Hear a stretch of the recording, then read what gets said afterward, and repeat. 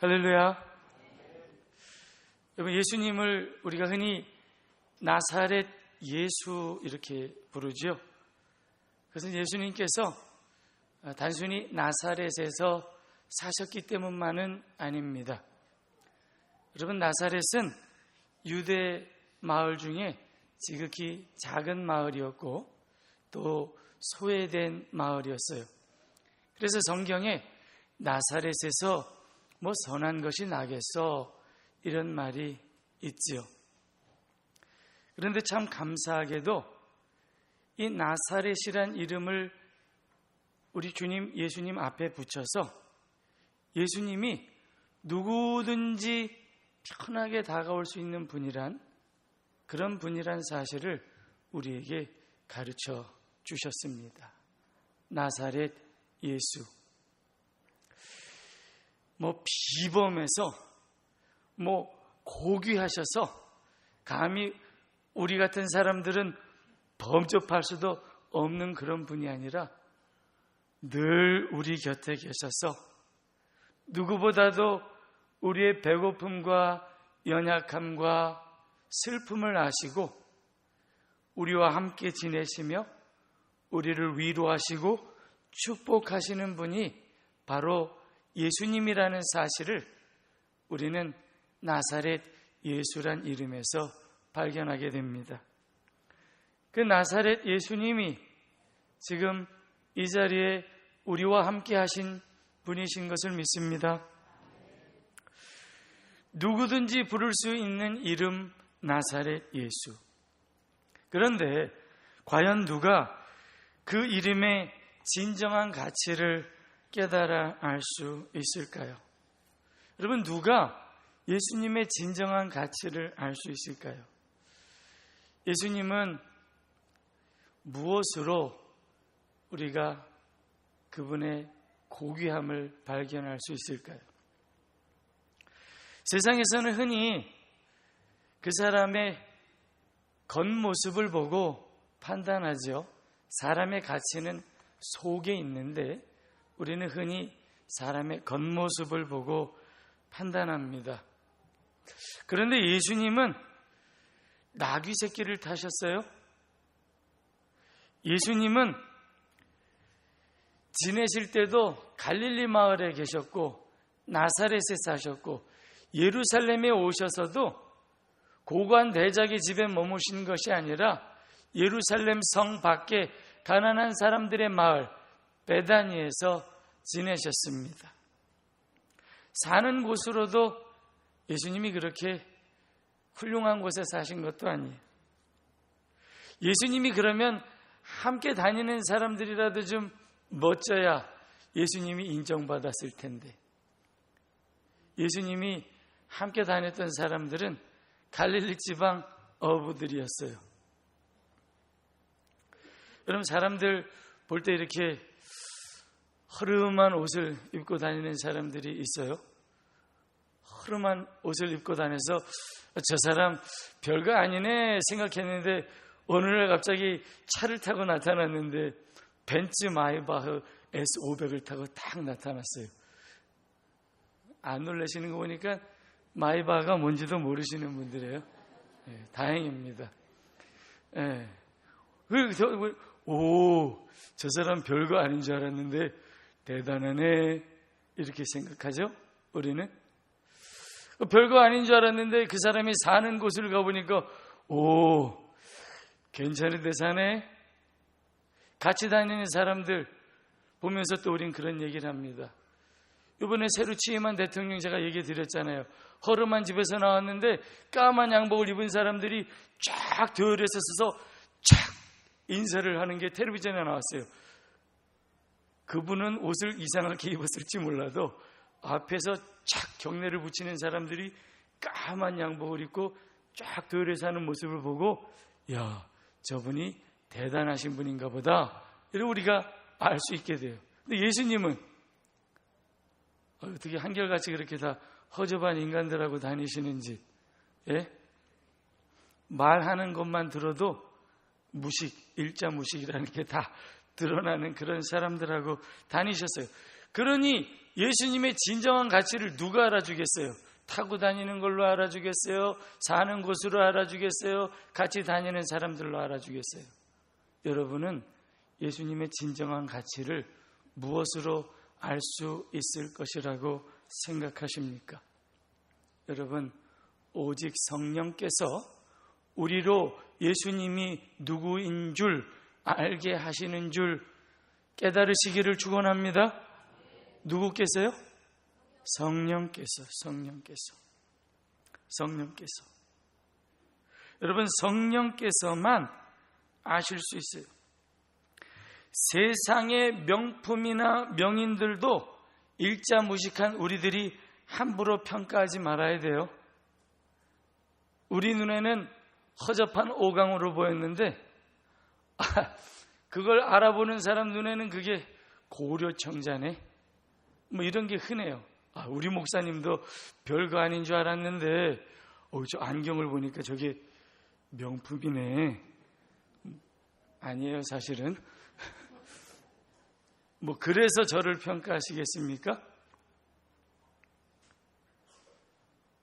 예수님 아무렇게나 평가하지 마시고 아무하거나 비교하지도 마시기를 바랍니다. 요한 웨슬레라고 하는 아주 훌륭한 설교가가 있었습니다. 우리 교단이 요한 웨슬레의 정신을 이어받은 교단이에요. 한 번은 그분이 설교를 하시는데 어떤 아주 품이 있는 신사가 아내를 따라 예배를 드리러 왔어요.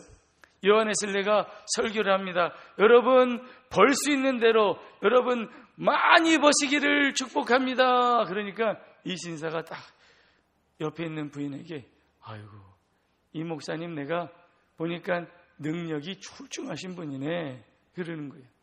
이 목사님 그 다음에 여러분 많이 버실 뿐만 아니라 할 수 있는 대로 많이 쌓아서 저축하시기를 축원합니다. 그랬더니 아이고, 이분이 부인한테 이분이 진짜 신령하신 분이구만.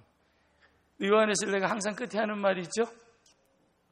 여러분, 할 수 있는 대로 이웃에게 많이 베푸시고 하나님께 많이 쓰시기를 축원합니다. 그랬어요.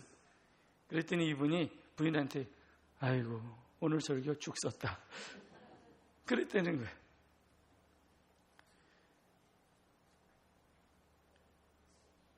여러분, 누구를 평가하거나 무엇을 평가할 때 적어도 그 사람보다 뛰어나거나 같은 레벨에 있어야 공정하게 평가를 하지 않겠어요? 그러지 않겠습니까? 근데 누가 예수님보다 뛰어나거나 예수님하고 같은 레벨에 있겠어요? 어떤 사람이? 그러니 사람이 주님을 평가할 수가 있습니까? 주님을 온전히 인정할 수가 있습니까? 오직 주님을 주님으로 알게 하시는 분은 성령, 예수 그리스도의 영, 진리의 영, 성령밖에 없는 것을 여러분 깨달으시기를 축원합니다. 그래서 우리가 주님을 온전히 알기 위해서 더 성령 충만하는 거예요. 심지어는 세상에서 주님의 사역도 저속한 상업주의가 만들어낸 세상의 기준에 따라서 평가해요. 주님도 평가하고 주님의 교회도 그걸로 평가하고 주님이 주신 대속의 은혜까지 그런 싸구려 세속주의로 평가하고 덤으로 팔아 넘기기에 일쑤입니다. 우리 대광교회 성도들은 주님을 주님으로 온전히 인정하고 섬기는 분들이 되시기를 축복합니다. 찬송 중에 주 예수보다 더 귀한 것은 없네, 이런 찬송이 있습니다. 아시나요? 주 예수보다 더 귀한 것은 없네, 이 세상 부귀와 바꿀 수 없네, 이런 찬송이. 이 세상 부귀와도 바꿀 수 없고 이 세상 명예와도 바꿀 수 없고 이 세상에 주는 어떤 즐거움과도 바꿀 수 없습니다. 그러니 세상의 유혹이, 시험이, 핍박이 몰려와도 주 섬기는 내 마음 뺏기지도 않고요, 주 섬기는 내 마음 변하지도 않습니다. 주 예수보다 더 귀한 것은 내게 없습니다. 이런 찬송이 있어요. 여러분, 이 찬송가 가사를 진정으로 깨닫고 고백하기 위해서 성령을 사모하시기를 축원합니다. 성령 충만해야 예수 그리스도의 존귀한 이름의 가치를 깨닫고 우리가 예수님을 더욱더 귀히 섬기게 되는 거예요. 오늘날 믿는 성도들을 보면 예수님 믿는 게 너무 가벼워요. 그 가벼움을 참을 수가 없어요. 제가 참을 수가 없는데 성령께서는 오죽하시겠습니까? 성령은 진리의 영이시고 그리스도의 영이시기 때문에 하나님의 말씀을 따라 살지 않는 사람들, 죄에 대하여, 의에 대하여, 심판에 대하여 책망하러 오시는 분이에요. 오늘 이 시간에 성령께서 여러분들을 책망하시고 깨닫게 하시기를 축원합니다. 예수님을 너무 가볍게 여겨요. 너무 참을 수가 없어요. 어떤 귀한 분을 대할 때 여러분 그렇게 가볍게 대하세요? 예수님 만나는 시간도 귀히 여기지 않고, 예수님께 드리는 것도 귀하게 여기지 않고, 예수님께 약속한 거 너무 쉽게 다 저버려요. 그러니 주님께 내가 하겠다고 봉사하겠습니다, 희생하겠습니다, 무엇을 드리겠습니다 서원한 것도 너무 쉽게 다 저버려요. 직분도 싸구려, 섬기는 것도 싸구려가 다 되어버렸습니다. 왜 그랬을까요? 우리가 주님께서 얼마나 귀한 분이신지 깨닫지 못하기 때문이에요. 그것은 우리가 성령 충만하지 않기 때문인 겁니다. 사랑하는 성도 여러분, 성령 충만을 사모하시기를 축원합니다. 성령께서 우리에게 충만하시면 예수 그리스도의 영, 곧 진리의 영이 우리로 예수 그리스도를 통해 우리에게 부으신 하나님의 충만한 은혜가 얼마나 귀한지 깨닫게 하시고 내 삶이 송두리째 변화되게 하시는 거예요. 송두리째 변화된다고요. 잠깐 기도의 자리에서 아 뜨거 방언 몇 마디 하시고 내 감동에 눈물 몇 방울 흘리는 걸로 끝나는 것이 아니라 그것이 원동력이 되어서 내 삶이 송두리째 바뀌게 되는 거예요. 내 삶이 아직 송두리째 바뀌지 않으신 분들은 더 성령을 사모하시기를 축원합니다. 하나님께서 그건 사인을 몇 가지 주신 것뿐이에요. 그거에 만족하고 뒤로 물러가지 마시고 내 삶이 온전히 주님 앞에 헌신될 때까지, 그런 결단이 서고 내 삶이 변화될 때까지, 성화될 때까지 더 성령 충만하기를 기도하시기를 축원합니다. 이게 온전 성결이고 성령 충만이라고 하는 거예요. 오순절 성령이 임했을 때 그들은 잠깐 뜨거웠던 것이 아니라 그들의 삶이 그렇게 완전히 변화되는 기적을 경험하게 된 거예요. 그 이후 그들의 삶은 오직 자신들을 위한 것이 아니라 하나님의 영광을 위해 살았습니다. 자기 목숨도 내어놓고 하나님의 영광을 위해서 살았어요. 우리 대강교회 성도들 성령 충만하시고 온전 성결을 경험하실 때까지 성령 강림절 끝났다고 기도 멈추지 마시고 계속해서 사모하며 기도하시기를 축원합니다. 솔직한 말씀, 제가 목회자의 평가로 여러분들을 보면 대부분이 함량 미달이세요. 대부분이 함량 미달이세요. 자고하지 마십시오. 옷 잘 입고 교회 나왔다고 성령 충만한 거 아니에요. 성령 충만하면 변화됩니다. 성령 충만하면 성화됩니다. 주님처럼 살게 된다고요. 주님처럼 살게 돼요. 오늘 제목이 너도 나처럼. 주님께서 그렇게 말씀하셨어요.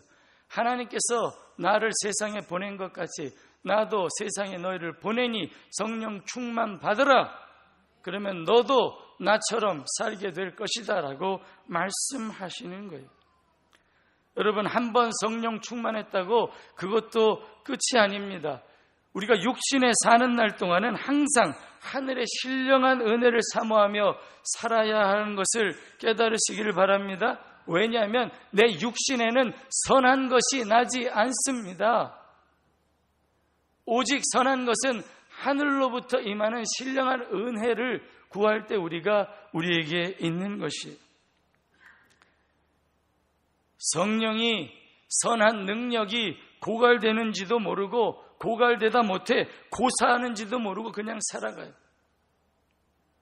그럼 그거 도와주라고 목회자가 있는 거예요.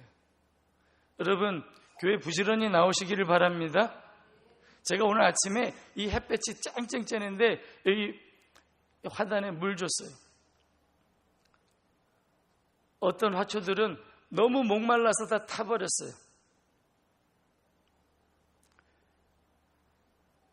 좋은 정원사는 계속 물을 줍니다.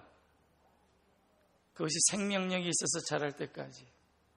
여러분, 교회 나오는 거 멈추지 마시고 하나님께서 성령을 부으시는 그 은혜를 여러분 받아 누리고 성숙하시는 성도들이 되시기를 축원합니다. 너나 할 것 없이 우리가 다 성령 충만하기를 사모해야 돼요. 성령 충만하게 되면 예수님을 예수님으로 온전히 알게 될 뿐만 아니라 예수님께서 주시는 은혜가 은혜인 것을 깨닫게 됩니다. 여러분, 여러분의 삶에 지금 주변에 일어나는 여러 가지 일들이 그것이 내 눈에 좋아 보이든지 나빠 보이든지 다 하나님의 은혜인 것을 깨닫게 하시는 것이 성령이신 거예요. 여러분, 기대가 결국은 실망을 자아내게 만들어요. 그래서 기대가 크면 실망도 커지는 거예요. 주님 앞에 나오면서, 예수님 앞에 나오면서 여러분은 어떤 기대를 가지고 나오셨습니까? 예수님 앞에 나오면서 오직 세상과 세상에 있는 것들만 기대하고 나오셨으면 여러분, 예수님을 따라가면 따라갈수록 더 크게 실망하실 일만 남았습니다. 예수님을 따라가면서 여러분, 예수님께서 선포하신 하나님 나라와 하나님 나라의 은혜, 곧 영생을 사모하시면 여러분들이 예수님을 따라가면 따라갈수록 더 충만한 기쁨을 누리게 될 줄 믿습니다. 그리고 우리가 무엇을 기대하며 살아가야 하는지 그걸 알게 하시는 분이 성경 말씀이고 그 성경 말씀을 깨닫게 하시는 분이 성령님이신 거예요. 내가 세상에 있는 것이나 세상을 사모하면서 그걸 기대하면서 왔다면 그것이 이루어지지 않을 때 우리는 겨우 참았던 우리의 인간적인 욕심의 인내의 한계를 경험하게 됩니다. 그동안 주님 앞에 어떻게든지 참아보려고 했던 것이 폭발해버려요. 그때 우리는 내가 인내한 것이 진짜 성령께서 주신 인내가 아니구나 라고 깨닫게 돼요.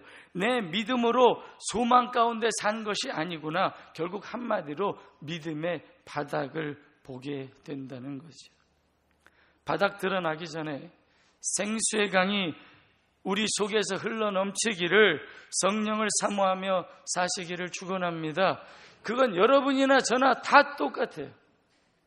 성령을 사모하지 않으면 우리 바닥 다 금방 드러나요. 영원하지 않아요. 제가 중국에 가서 지하교회 목사님들에게 말씀을 가르치면서 너무 큰 은혜를 받았어요.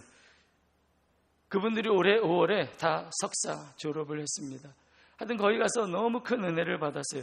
그래서 그거 마치고 한국에 잠깐 들렸다가 10월에 필리핀에 있는 대학원에, 제가 익숙한 곳이잖아요. 가르쳤던 곳이고, 대학원에 한 학기 동안 또 학생들을 가르치러 가면서 하나님, 제가 목회에 복귀하기 전에 더 큰 은혜를 내게 부어주세요라고 기도하면서 그렇게 갔습니다.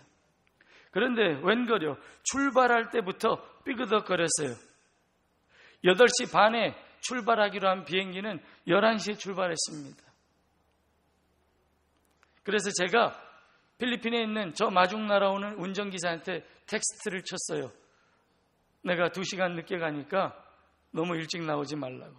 그랬더니 그분이 너무 느긋해서 제가 새벽 2시에 밖에 나와서 아무리 찾아봐도 저를 기다리는 사람이 없는 거예요. 한 사람 가고 2사람 가고 그래도 오겠지, 이제도 오나 저제나 오나 기다렸는데 안 와요. 3시 30분이 돼서야 그 사람이 어슬렁 오는 거예요. 늦었으면 팍 뛰어야 될 거 아니에요. 고귀하신 분을 마중 나오러. 저는 그때 그렇게 생각했습니다. 나같이 귀한 분을 마중 나오러 온 사람이 늦은 것도 모자라서 저러고 와? 그래도 제가 그걸 한번 눌렀어요. 은혜를 나누러 왔는데 내가 이러면 안 되지. 그래서 늦은 시간에 와준 것만 해도 감사하다. 그 차를 타고 갔습니다. 그리고 저에게 배정된 숙소로 쓱 들어갔어요. 그런데 숙소가 너무 마음에 안 드는 거예요. 10월에 갔는데도 오랜만에 갔는지 너무 더워요. 그래서 제일 먼저 뭘 했겠어요, 제가? 에어컨부터 찾았어요. 아무리 찾아봐도 에어컨이 없는 거예요. 에어컨이 없어요. 얼마나 화가 나는지. 도대체 한 학기 동안 나를 가르치라고 불러놓고서는 에어컨이 없는 방에다 나를 줘? 또 속에서 막 이게 일어나는 거예요. 뭐야? 성령이 일어나요? 이건 성령이 아니잖아요. 육신이 막 일어나는 거야. 그래도 또 애써 눌렀어요. 선풍기가 2개가 있더라고요.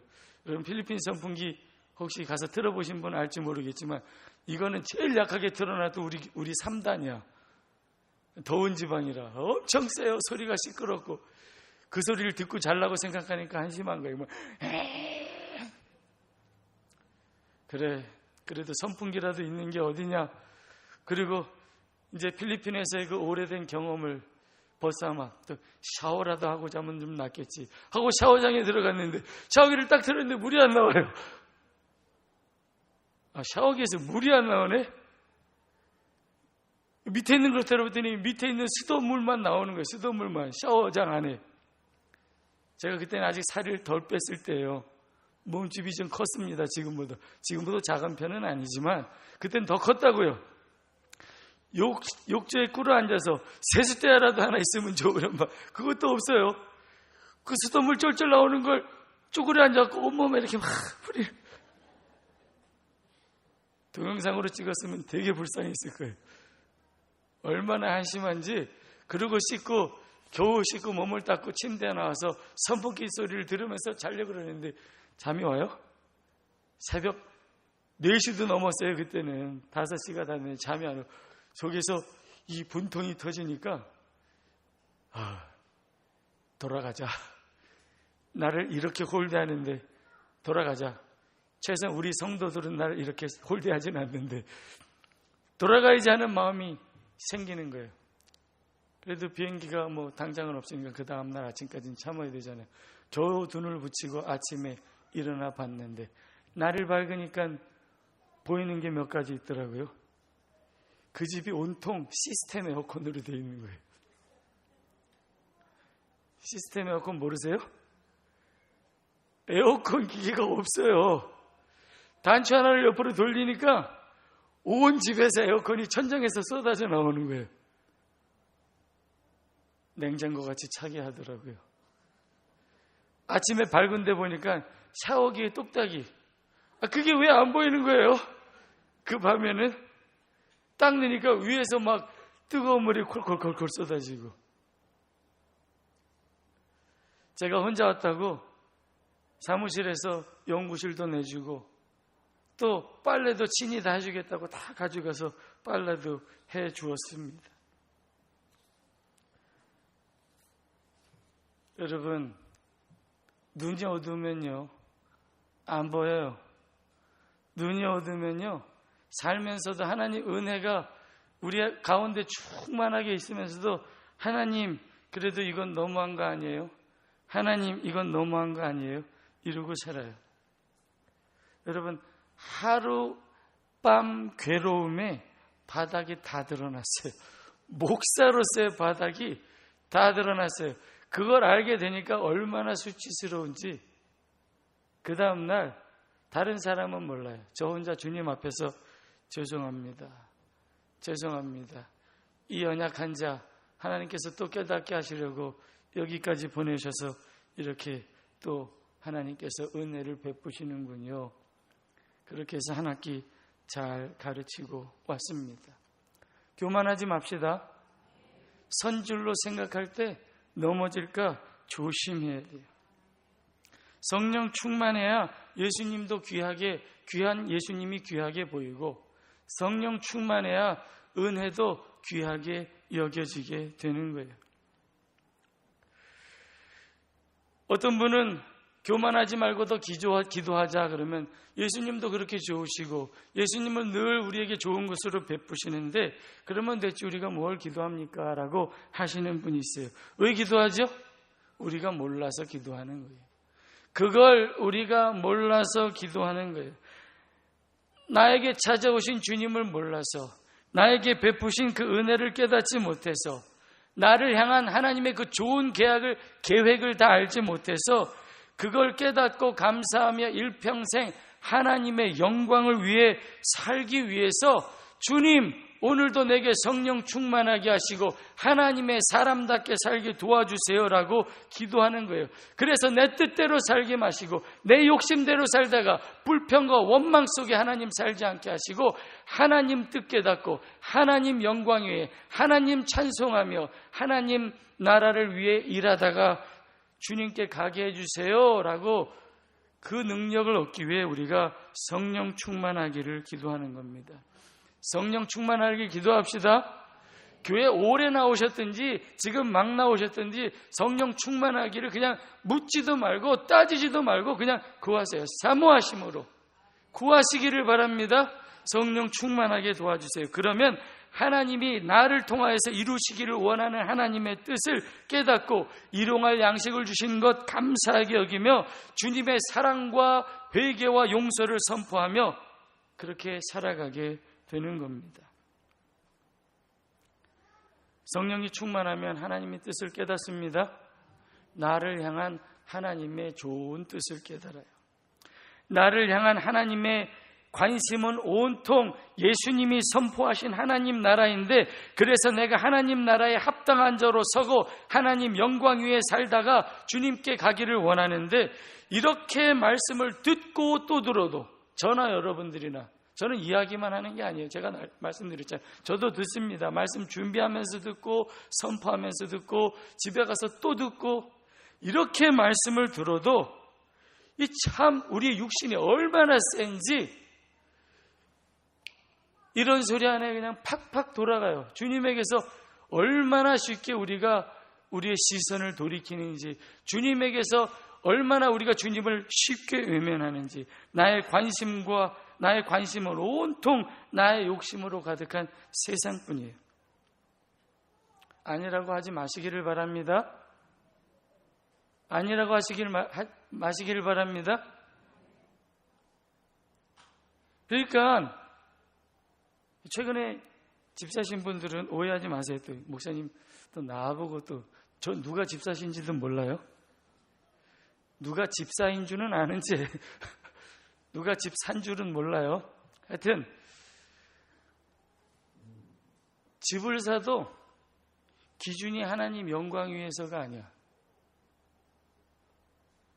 집값이 얼마나 오를까 이거야 이거. 아닌 사람 손 들어보세요. 아무도 없네.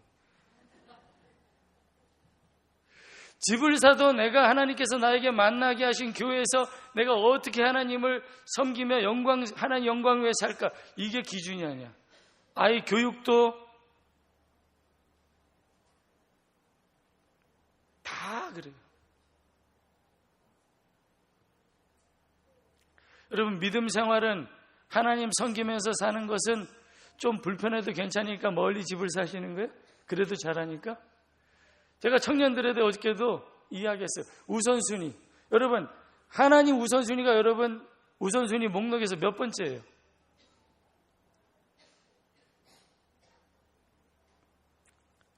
그래서 예수님께서 제자들에게 말씀하셨어요. 요한복음 16장 12절에 내가 아직도 너희에게 이를 것이 많으나 지금은 너희가 감당하지 못하리라. 네가 지금 내가 아무리 얘기해도 니들이 못 알아들어. 그러니까 할 말이 더 있어도 하지 못하는 거야. 고린도 교회 교인들은 그런 줄도 모르고 자기들이 잘 알아서 바울이 더 얘기 안 한 줄 알아요. 그래서 자구하고 막 까부는 거예요. 애들 말로 깝치는 거예요. 선생님도 선생님으로 못 알아보고, 여러분 예수님도 예수님으로 못 알아보고 그렇게 사시지 않으려면 예수님께서 이렇게 말씀하셨어요. 그러나 진리의 성령이 오시면 그가 너희를 모든 진리 가운데로 인도하시리니 그가 스스로 말하지 않고 오직 들은 것을 말하며 장래 일을 너희에게 알리시리라 말씀하셨습니다. 지금은 내가 말하여도 니들이 감당 못해. 진리의 성령이 오셔야 그걸 알고 감당하게 돼. 그러니까 우리가 말씀 들을 때도 항상 뭘 사모하면서 말씀을 들어야 돼요? 진리의 성령, 성령님 내게 임하소서라고 기도하는 거예요. 사모하시기를 바랍니다. 젖 먹는 아이가 신령한 젖을 사모하는 것처럼 그렇게 사모하래요. 여러분 기도할 때 대충 기도하지 마시고 정말 사모함으로 기도하시기를 바랍니다. 주님 주세요. 내가 못 받은 것 같으면, 성령 못 받은 것 같으면 주님 나에게 성령 주세요. 가슴을 치며 가슴을 찢으며 그렇게 성령을 구하시라고요. 돈이 손에 들어올 때까지 일하는 것하고 마찬가지예요. 여러분 성령을 그렇게 사모하시기를 바랍니다. 그런데 대부분은 성령 받지도 않았으면서 마치 성령 받은 것처럼 그렇게 살아갔어요. 여러분 성령 받으셔야 합니다. 사모하시기 바랍니다. 그래야 하나님 우리 좋으신 아버지 말씀이 깨달아져요. 여기서 장래일을 너에게 말씀하신다 그랬는데 여기서 장래일은 예수님께서 경고하셨던 내일 일이 아니에요. 예수님은 내일 일은 염려하지 말라 그랬어요. 근데 많은 사람들이, 거짓 선지자들이 내일 일 이야기하면서 이게 장래일이다라고 거짓 선지자들이 여러분들을 미혹하는 거예요. 진리의 성령이 오시면 장래일, 곧 주님께서 다시 오실 날에 우리가 얻을 구원에 대해서, 심판에 대해서 확신을 주신다는 말씀이에요. 이것은 최종성, 복음의 최종성, 믿으면 구원받는다는, 너희가 구원받았다는 복음의 최종성과 아울러 종말론적으로 우리가 구원받을 것이라고 하는 확실한 믿음을 우리에게 주시겠다는 말씀이에요. 그러니까 오늘이나 내일이나 먹을 것, 입을 것 염려하지 말고 먼저 그의 나라를, 그의 의를 위하여 구하며 살라고 말씀하시는 거예요. 성령을 사모하시기를 바랍니다. 그러면 구원받았음을 확신하고 살게 하는 거예요. 이 세상에서 믿음을 갖고 산다 하면서도 비겁하게 살게 되지 않는 거예요. 주 예수를 믿으라. 그리하면 너와 네 집이 구원을 얻으리라라고 선포하면서 이웃을 주님께로 인도할 수 있는 겁니다. 주 예수를 믿으라. 그러면 너에게 금과 은이 있으리라고 주님께서 말씀하지 않으셨어요? 금과 은은 내게 없지만 내게 있는 것을 내게 주노니 곧 나사렛 예수 그리스도의 이름으로 일어나 걸으라 라고 말씀할 수 있게 되는 거예요. 여러분 저와 함께 한번 선포해 보시겠습니까? 주 예수를 믿으라. 그리하면 너와 네 집이 구원을 얻으리라. 주 예수를 믿는 믿음 안에서 하나님의 구원이 여러분에게 임하신 것을 믿으십니까? 하나님의 구원과 함께 하나님의 그 모든 신령한 은혜와 축복이 다 여러분에게 기업으로, 유업으로 유산되신 것을 믿으십니까? 그러니까 비겁하게 살지 마시라고.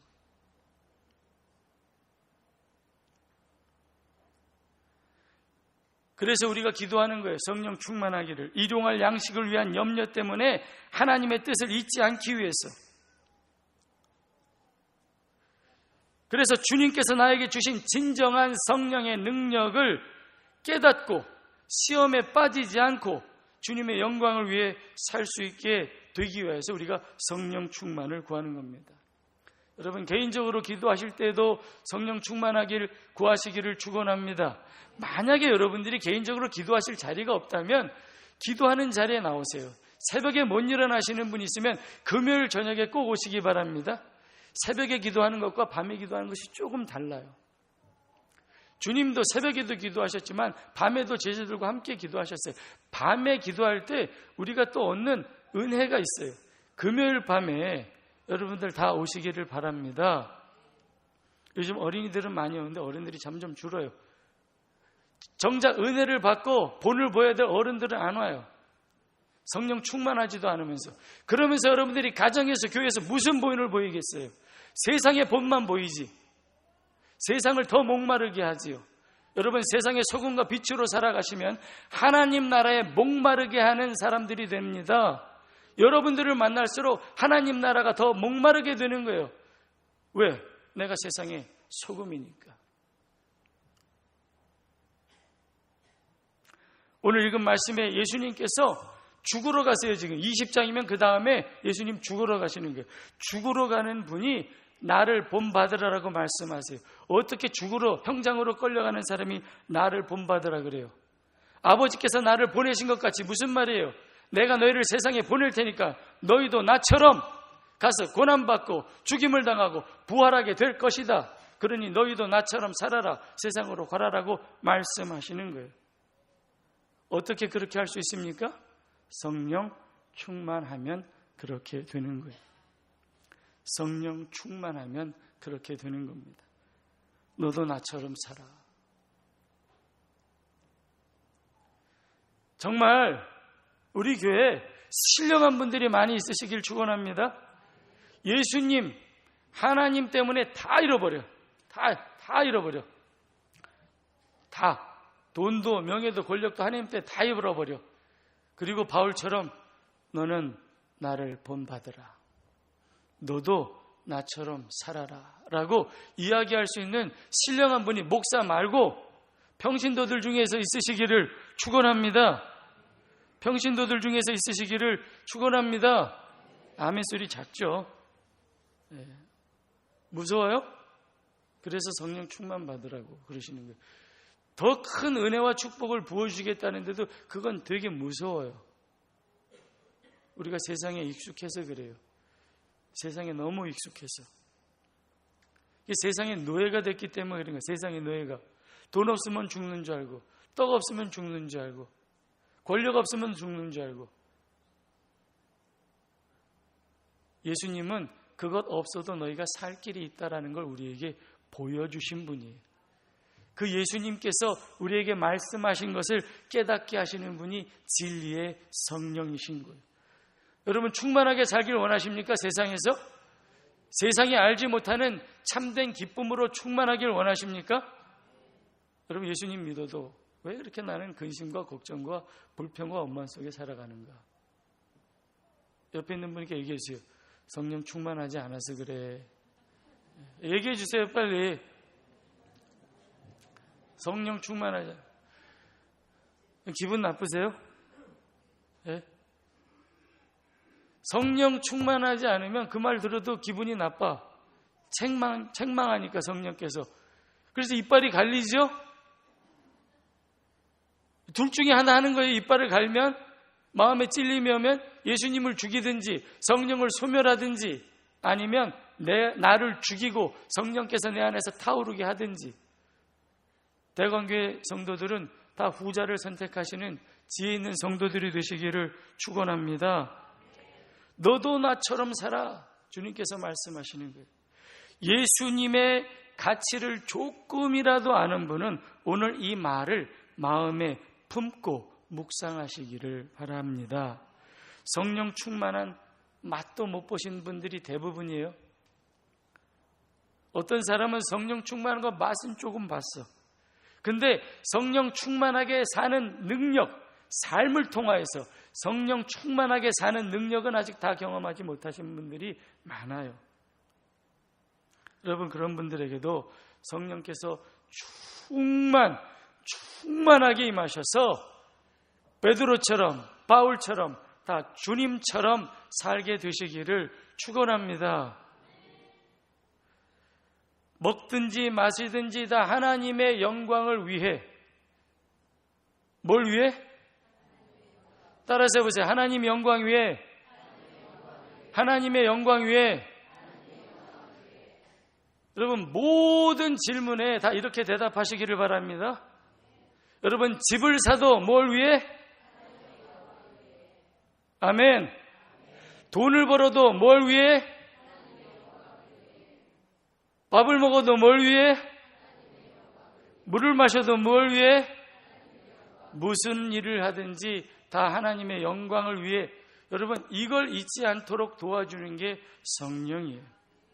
고난받고 죽임당해도 부활의 소망을 품고 하나님 영광 위에 살도록 하는 진리의 영이 우리 모두에게 충만하게 임하시기를 축복합니다. 기도드리겠습니다.